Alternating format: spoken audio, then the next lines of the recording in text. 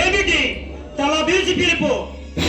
సింహం మించిన శౌర్యం, పులి లాంటి వంశం గల నన్నే నా మోచేతి కింద గంజి దాగి బ్రతికే ఓరకుక్కలు ఎలక్షన్ లో డిపాజిట్లు కోల్పోయిన వాడి కన్నా హీనంగా చూస్తున్నారు ఈ పాపారావు. మేము తలుచుకుంటే నీ పాపాల చెక్క ప్రభుత్వానికి కానుకగా పంపించగలం.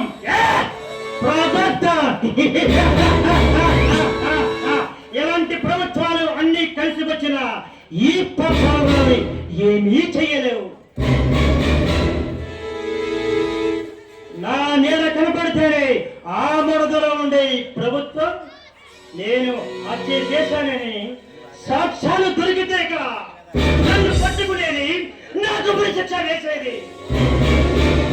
ఒకవేళ ఈ ప్రభుత్వం నన్ను పట్టుకోవాలని ప్రయత్నించి నన్ను బంధించాలని చూస్తే ఏ జైలు కూడా ఈ పాపారావుని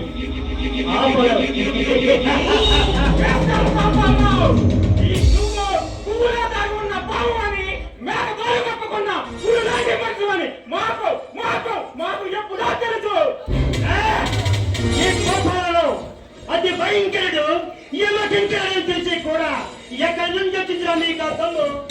ఏ ప్రభుత్వం వచ్చిందిరా నీకు ధైర్యం?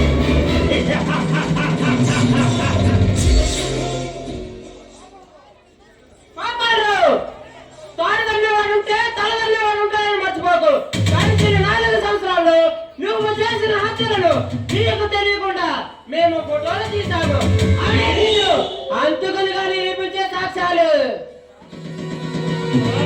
ప్రాణమైన నా ప్రాణ స్నేహితుడు రాత్రనక పగలనక నా కోసం కష్టపడుతున్న మీరు ఈ రోజు నన్ను కాలనాగులై కాటు వేయాలని చూస్తున్నారు.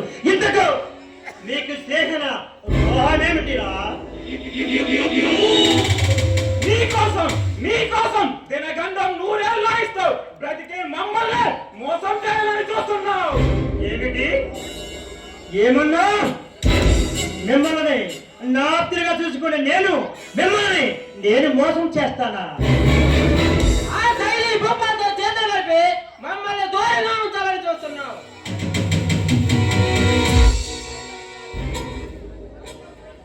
మై డియర్ ఫ్రెండ్, ఒకే జాతి బాలు అలహర బ్రహ్మనాథునికి భేదాలు రావచ్చు, కానీ మనలో ఇంతటి అవకతవకలకు తావుండకూడదు ఫ్రెండ్. నీ మాయ మాటలు నమ్మమంటావా?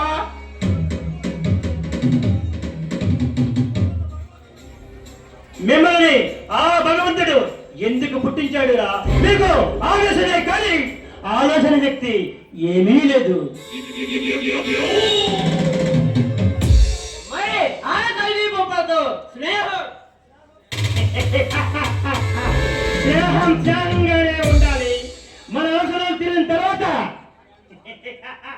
వాడిని లోకానికి శాశ్వతంగా పంపిస్తాడు ఈ పొక్కల. ఆ ఖైదీ అసలు ఈ సంగతి కానీ తెలిస్తే మనల్ని ముక్కలుగా నరుకుతాడు. మాయగాళ్ళకి మాయగాడు, మోసగాళ్ళకి మోసగాడు. కషాయవాడిరా నవ్వు మిసమిసలాడే మయూరి మాయను